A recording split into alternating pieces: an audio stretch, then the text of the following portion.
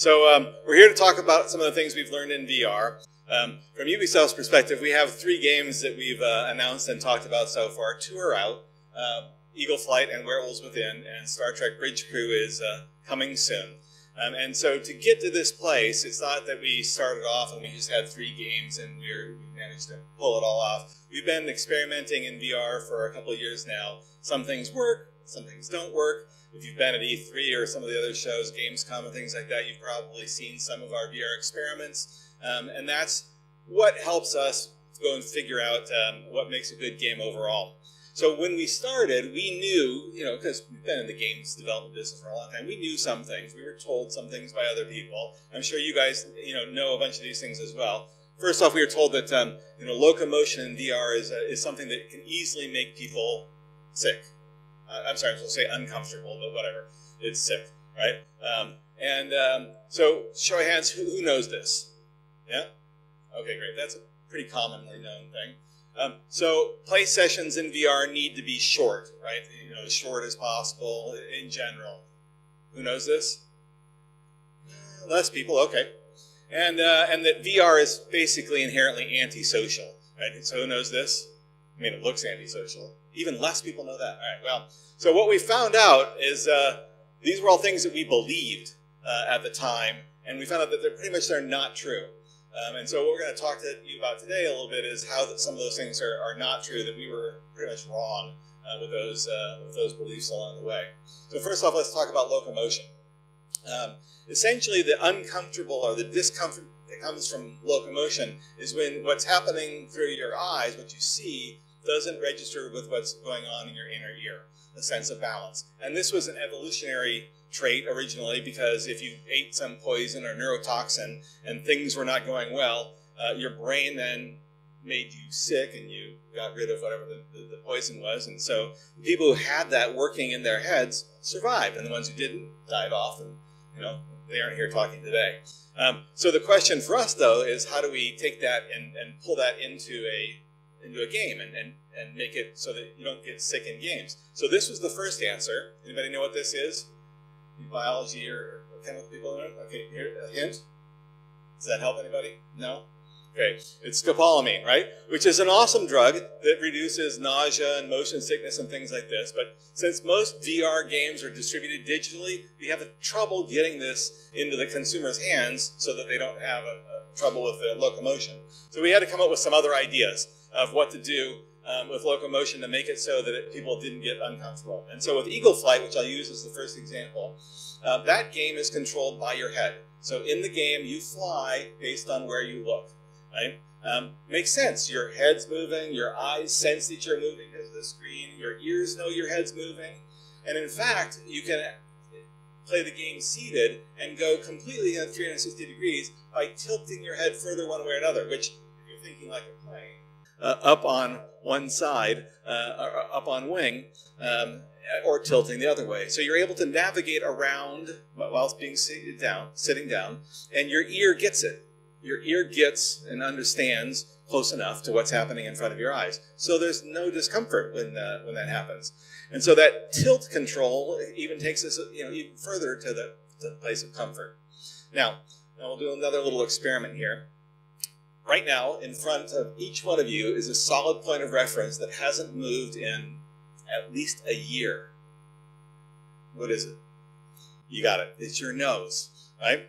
And so the nose is something in people's vision that you don't see. Actually, you guys will all see it now for about the next 5 minutes because you're super aware of it. You try not to see your nose. Sorry. Anyway, the nose gives you a solid point of reference that your brain uses as part of your visual stimulus. And so by the time you're thinking about what you're seeing, you're not looking at me, except for now, you're not looking at me and seeing your nose. It's processed out of the way. So one of the things we did in Eagle Flight is we put in the beak.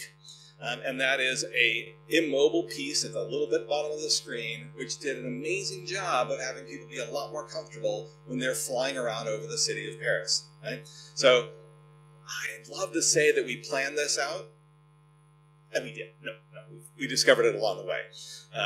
So next, let's talk about motion. Right? So our brains and our eyes are super good, another one of these evolutionary things, at seeing fast blurred motion at the edges and peripheral of our vision. Usually that was because there was some super fast cat-like animal coming to eat us, right? And the people who saw that out of the corners of their eyes and were able to react survived, and those who didn't, again, aren't here today. So, but the problem is when you're seeing that, perceiving that fast motion at the edges of your vision all the time, it can make you uncomfortable. So how do we get around that? How do we have you not get stuck? Well, we've done it for years with horses by putting blinders on them. And we tried this for a little bit physically with like the blinders, and nothing seemed to work out that way. So it was a little too extreme. But instead we thought maybe we can do something with virtual blinders. And that's what we have now actually in Eagle Flight, and you'll see it on the screen behind me, is that as you're flying around the game, if the game perceives there's too quick motion in up or down or sideways area of the screen, it actually starts to do a little virtual blinder right there. Most of the time, people, when they're playing the game, don't even notice it. This is what happens when you're driving a car really fast on a racetrack or something. You're focused on where the road is going. You get a sense of tunnel vision as where it's going. You're ignoring everything, the trees that are streaming past or everything else like that. This helps you do that from the game standpoint as well, and ends up making the game significantly more comfortable than if it weren't there. So, bad news for Big Pharma. We don't have to use calming in making people comfortable in our games. So the next thing that we kind of learned a little bit about, what we talked at the beginning, was session length. And I remember being told early on by one of the headset manufacturers that 7 minutes was the most we should shoot for a session length in VR. After that, we should basically let people take off the headset and take a break. And we should plan all of our games around that length. And that seemed really short. It's like, how are we going to possibly do that and have somebody engage in a game for a long time? And you saw Stephanie earlier today was saying, she showed on the HD headsets that session lengths were maybe more on 12 minutes. But where's the medicine behind that? There's no evolutionary. You can only have something on your face for 7 minutes or 10 minutes or 12 minutes. And instead, it seems to be, from what we've learned, is a little bit about how long can you have a VR headset on your head and be comfortable. And I don't mean just comfort from the nausea standpoint, but that certainly adds into it. The comfort from the rest of the standpoint. It's heavy. You have a cable dragging. You're twisting it around you. The session length seems to be well correlated to keeping a player engaged. And a big part of that is, as we've talked about, the comfort overall. But when we looked at Eagle Flight there, we now have thousands and thousands of play session data out there. So we'll do a little audience survey. How many, the base game is basic, is fly over Paris. What percentage of our sessions, would you guess, are more than 10 minutes? Somebody has to answer, because I'm not going to go on until somebody gives me. Yeah. 80%. You're very close, right? So it's 73% of the sessions are more than 10 minutes, and some of them are hours long, that somebody is actually in the game flying around over Paris without a break, without taking off the headset, just continuously in the game. We didn't expect that. We didn't expect anywhere near that length of play sessions. And Dave's going to talk to you about some of the play session lengths from the games that he's working on as well. Again, things we completely didn't expect from the time overall. So we knew exactly what players wanted in the beginning, right? Or at least we thought we did. But it shouldn't have been that surprising, because we've seen things like this before, right? Where people have expectations of what they want. We think we know what they want. They think they know what they want. And then we do something else. So Google ran a survey last summer looking at VR, PS4 owners, and what did they want in VR when PSVR, when they're thinking about that. And so they talked about, okay, these basic games, right? And this is what you think is easy to do in VR. A lot of the experiences out there are like this today. That's certainly what people are going to want as they enter into the field of VR for the first time. Not really. Most people said they didn't want that. In fact, when asked about regular games, big games, the same kind of games they're used to playing, or totally immersive experiences, many more people are interested in that experience than the simple basic experience. The problem, like I said, is that at the beginning we're delivering this simple experience and we are not bringing along what the gamers say that they want, right? And what we can start to see that they're doing when they have the opportunity to be comfortable long enough to stay in a session for a long period of time. So maybe it is true that players want longer experiences, right, and longer session lengths. And if we maybe had thought about it enough beforehand, we might have realized there was a real-life example of this too. If you think about when, or at least I remember back when IMAX came out to begin with, it was an amazing concept, a huge screen. It was all in front of you, all enveloping. And the things that came out at that time were all basically wow moments. I mean, you got to fly in a helicopter, and it went over Hawaii, and it flew past a waterfall or over the edge of a cliff, and that was a pretty cool moment because as you flew over the edge of the cliff, depends on how good you are with heights, the back of your knees went a little weird, or you felt a little funny as you went over. But you were kind of done at that point. Just like Tommy was saying in the last session, I've seen that. I don't really need to go back to the IMAX theater again and watch the helicopter movie again. Maybe when they came out with the undersea one, that would be cool. So I saw probably over the course of 7-10 years, 3 IMAX movies. Right? And it wasn't until IMAX made the flip and started making movies that all of us want to see in a large format, whether it be regular or 3D, that we now have thousands of IMAX movies and tons of people go to the theaters on a regular basis to watch IMAX movies, to watch that bigger format. And I think we're a little bit in that place with VR, right? And we're delivering something that's not quite what players want yet. So another place that we can take a lesson and think about where we're going there. So the next, we'll talk about antisocial VR. But to do that, I'm going to bring David up and let him talk about some of the games he's been working on. Antisocial VR. I didn't know that Chris's slide actually said that. Because when you look at VR, it looks totally social, right? Obviously, this guy is, in this environment, is not going to be very social, and I think players' expectations, let's say a year or two ago, certainly, and before that, was that VR is actually an antisocial medium. But of course, we're not talking about being in your living room by yourself with your VR headset on, where your eyes are blocked, and that, is so much of your communication. What we're talking about is being in a shared virtual environment with other people, with their avatars and their physical traits networked. And that is actually a really magical experience, and that is where VR gets extremely social. So that's what I'm going to be talking about. These are the 2 games that we're working on at Redstone, Werewolves Within and Star Trek Bridge Crew. They're both considered social VR games. So in order for me to talk about their features and how we approach them, I need to give you guys some context of how they're played and kind of see them in action. So I have 2 short clips here. The first one is kind of a promotional video we did at the studio, kind of showing Werewolves Within being played. And the second one is some clips from the Engadget guys when they did a play session of Star Trek Bridge Crew. Welcome to the werewolf-plagued village of Galveston and the world of Werewolves Within. Werewolves Within is a social deduction game. As a player, it's your job to figure out which of the other players are trustworthy and who's being less than truthful. You have no solid evidence against me. You gotta prove that you're not the werewolf. Wait, me? No, I'm definitely a gossip. Oh my gosh, I guessed right.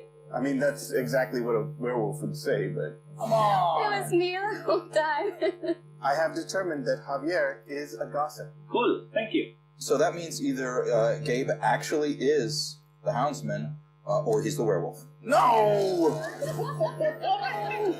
I told you it was Cece. Werewolves win! Captain, we have an emergency. Starfleet has lost all contact with Starbase ELO 4, and we fear the worst. Alright, you heard the man. We have a job to do. Let's go and do it. Engaging warp, sir. Here we go. Matthew, can you begin scanning the area? Scanning. That doesn't look good. Uh-oh. There's a Klingon coming. Shall I scan him, sir? Shields up. Shields on. They're firing at us, sir. Aaron, power to phasers and shields. Got it. Alright, Matt, let's give him something to deal with. Phasers and photon torpedoes. Quick as you can. Yes, sir. Now, fire!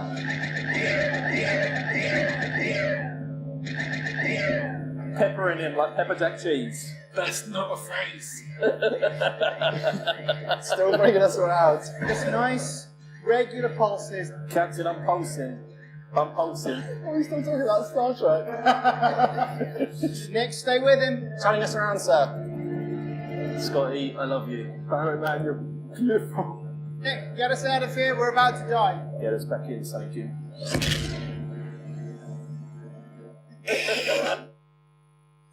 Okay, so the idea there is you're playing either game with a collection of people, friends or strangers, and there's many things that go into this concept of social presence. Because what VR does that no other entertainment platform has done before in history really is make you feel like you're actually in this space with other people.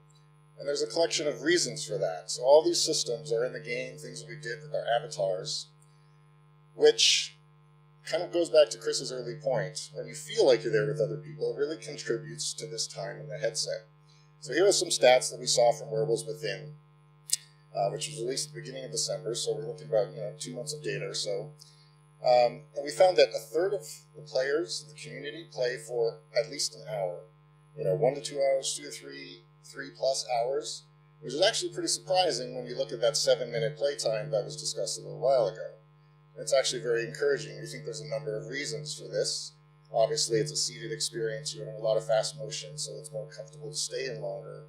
But what we found from player sentiment, too, is that they're just so socially engaged that they end up staying in this environment much longer. Our top player has more than 250 hours in the headset just in Werewolves alone, which is like 2,000 rounds, 5 to 7 minute rounds of Werewolves. So that was very interesting to see.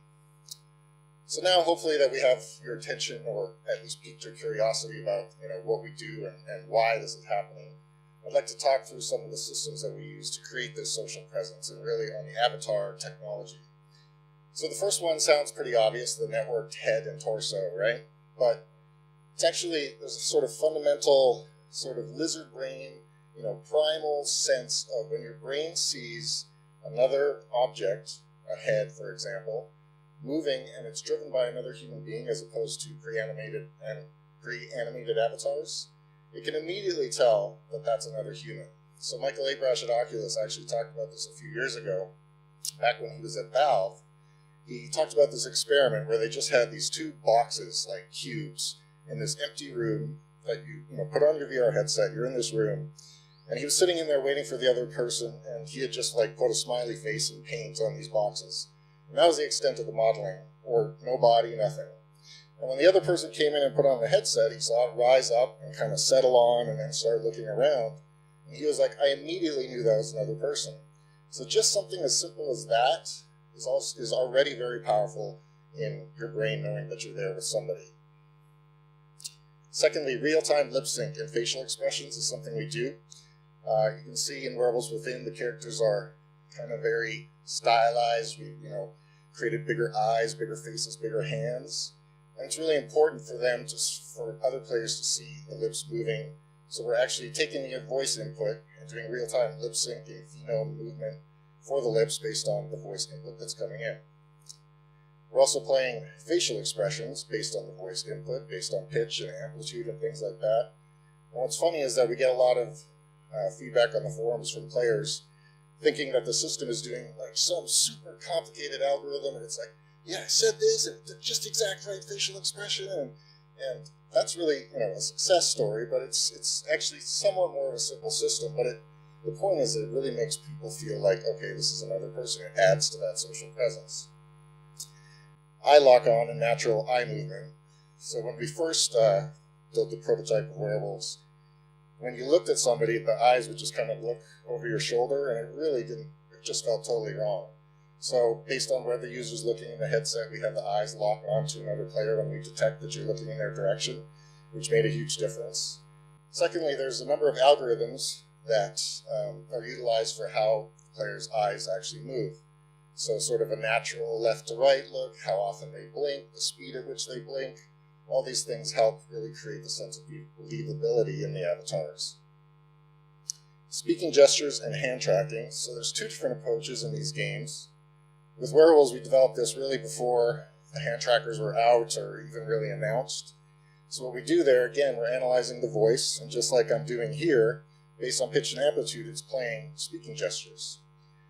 And this actually works even better than we kind of expected. This was some tech we had from some non-VR prototypes that we tried in VR, and it really just helps make the avatars believable, the sort of conversation feel very natural, like you're sitting around a campfire or sitting around a table.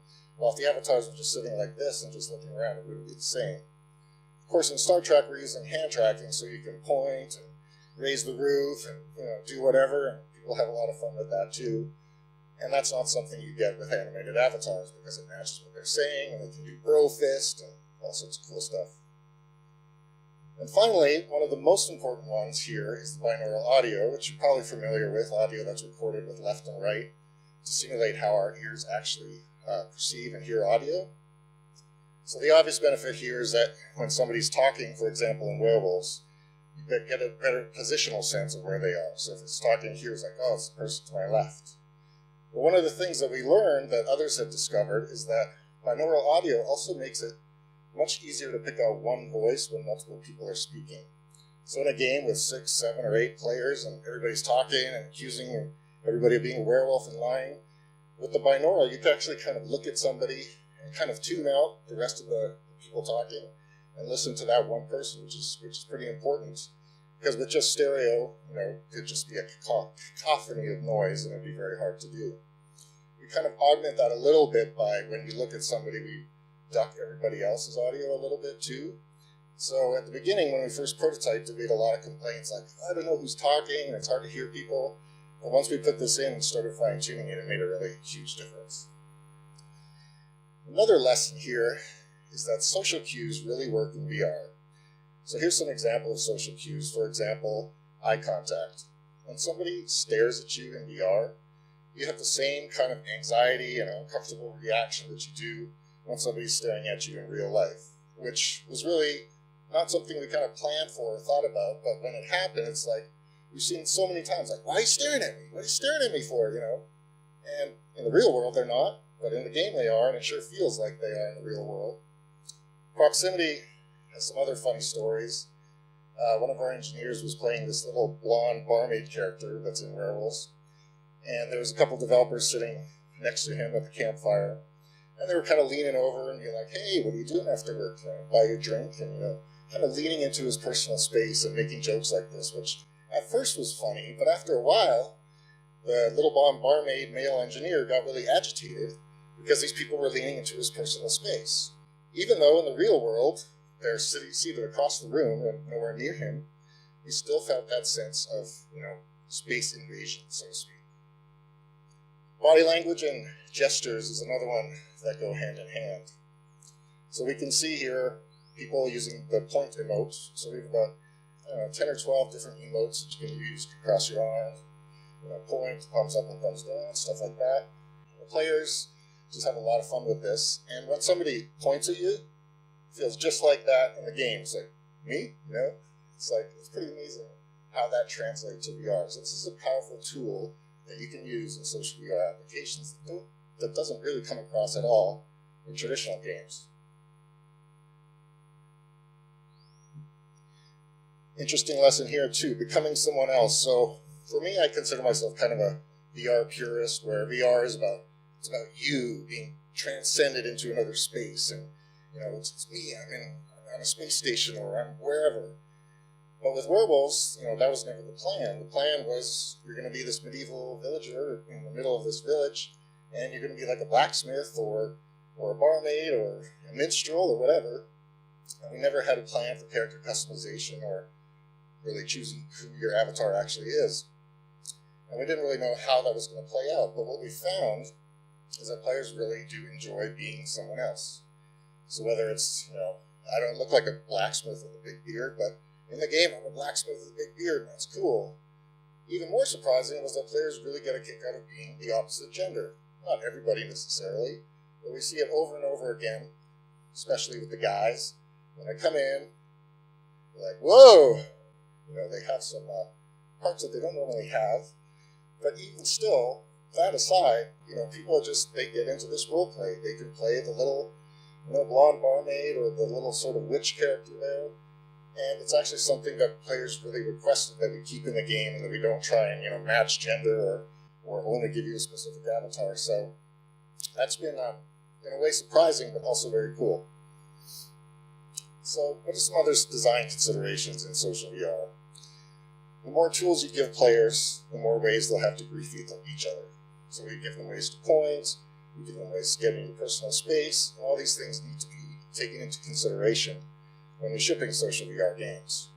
So in Werewolf, for example, you can mute somebody. So if they're being verbally abusive, they're muted and that's not an issue. But when you mute somebody, we also added animation suppression, so you don't see any other animations anymore.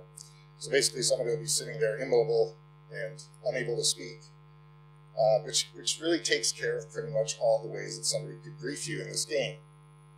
Now with Star Trek, we took actually quite a different approach, because for a few different reasons. As you can see, you're not seated sort of right next to each other, you're not face to face there. And there's also this hierarchy that's inherent in the brand. There's the captain, kind of a military hierarchy with officers below the captain, so to speak. So we decided to leave the management of the players up to the captain. The captain is the authority. The captain can kick anybody out of the crew. And we're going to see how that works. Obviously the game's not out yet, but it's going to be an interesting experiment. If the captain's the one being the jerk, well, the crew can leave and kind of start their own crew, and one of them can be captain. Face-to-face seating versus other arrangements. So for social presence, your best case scenario in sort of creating strong social presence is the closer you are, the more circular the seating is, and you're all facing each other. Like in Werewolves, that really creates the strongest sense of social presence. It's that face-to-face interaction. In Star Trek, obviously we can't just put the players in a circle on the bridge. We need to respect the sort of layout of the ship that's in the brand of Star Trek. So we had to do some other things here. So for example, in the Star Trek shows, the front two stations are always facing fully forward. Ours, we kind of angled them 45 degrees so they're easier to see. And it also ties into the next point of balancing interaction versus other gameplay. In Werewolves, it's all about discussion. The game rules are actually pretty simple, and they're there to really drive the social interaction. In Star Trek, there's a lot of other things you can do. You're tapping away on your station, firing phasers, all those different things that you can do. Also, there's stuff on the view screen, you can look outside the ship, so it's a lot easier for players to become distracted and not have as much social interaction. So we compensated for that in the design with making sure that stations rely upon each other to do certain tasks. So they have to communicate to get something done. Also, we give them times, it's sort of a pacing design. We give them times of sort of quiet so they can catch their breath, discuss how they're going to approach the next objective, or share and discuss what just happened. So there's different considerations there just based on how the players are seated. What is the social activity? Maybe there's a place for VR chat rooms, and that might be cool, but our approach generally is that we want to design the social activity to really drive social interaction and drive the conversation. An analogy we use at the office is that when you walk into a bar by yourself and you don't know anybody, it's kind of that awkward, you sit down at the bar and maybe there's somebody there to talk to and you've got to figure out what you're going to talk about, and you're kind of asking a lot from the players if that's the approach you're taking. With Werewolves, it's who's the werewolf, who's lying? Am I lying? Is he lying? And immediately it breaks the ice and gives the group of players something to discuss. On the last slide, I'm sharing some community stories. So this is a mix of things we've heard about the game from reviews, from forums, Reddit, and things like that. There's some really surprising and insightful and really pleasant things that have come out of it. So a lot of people say that they've made more friends in Werewolves because they actually feel like they got to know these people playing them. Which says a lot about social VR, I think, because being there and he's like, I played with you for an hour or two, and it's not that you had an awesome kill death ratio and I wanted to have you on my friends list.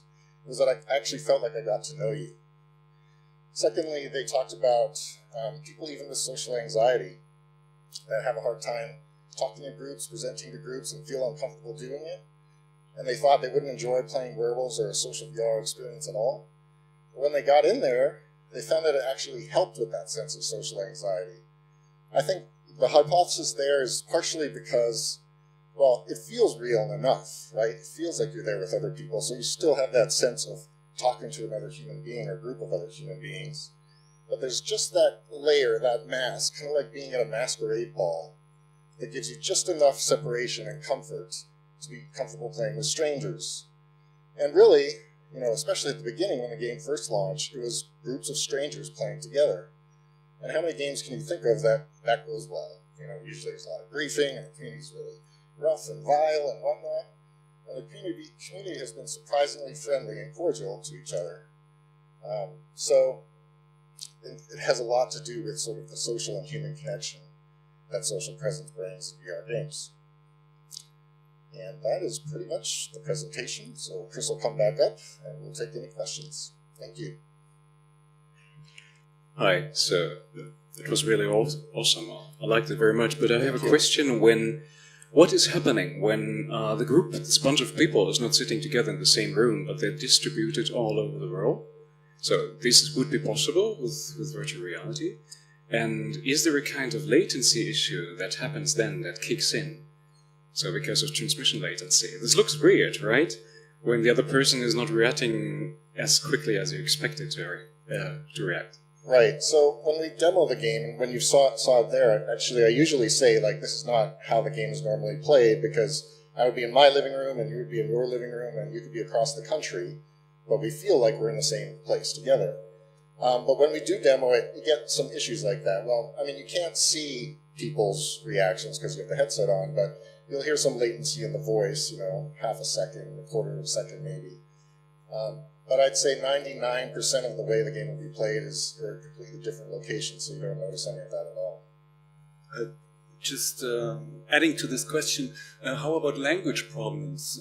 If there are so many international people coming together in your virtual worlds, you cannot, I think, assume that everyone is feeling well with English, because this is not a business meeting anymore.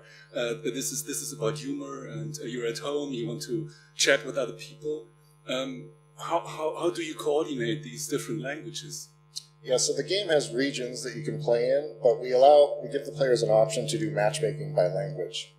So especially if you speak multiple languages, let's say you're playing in Germany, you can set your default language to German and you would be matchmade with German-speaking players. But if it's not the right time, the time zones, then you can set it to English and then you'd be matchmade with North American players. So that's generally how we get around that. And did you make any experiments without language, just with the symbolic communication to overcome this language problem? We haven't done that, but I've read about other experiments that companies have done, and you'll get a lot of sort of made-up games and things that people will do when they can't speak to each other, and they'll start playing charades or things like that, and they're like, yeah, I guessed it. Which kind of ties into another point that is interesting to mention. Even, I think, is valuable for thinking about social VR development is, so after players play a game in Werewolves, then they go into the lobby and they're waiting for the next round to start. And they're just sitting around the table. But we've seen, watching Twitch streams and stuff like that, that they start inventing their own games. So they play the telephone game, where you whisper something to somebody and it whispers and it goes around the circle and you see what you got when you get back. So it's led us to believe that in future social VR games, especially something like Werewolves, if we just give them some tools, dice, for example, in the middle of the table, they might just sit there and make up their own dice game and play it too. So it's the players, want to kind of interact and invent and have fun together. Just the last technical question for the Werewolves, when you were working with the gestures, is this related to touch controls and move controls, or how do you can you also play it with a gamepad? For Werewolves? Yeah. Yeah. So Werewolves is gamepad only, and you can map different emotes to the D-pad, so you can point and cross your arms and so on. Oh. And then what I was saying is that we analyze the voice and we play the speaking gestures as well. Oh, it looks very natural. I've only seen some videos. I've never played it myself, but it looks very actor-like. Oh, great. Very well made. Great. It worked out surprisingly well, better than I thought it would, actually. And it's actually a handy tool for something like a mobile platform where you don't have the hand trackers, where you can just use the voice to do that type of thing. Oh, very impressive. Yeah, great. Thank you. All right, great. Well, thank you both. Thank you all very much for being here, and enjoy your lunch.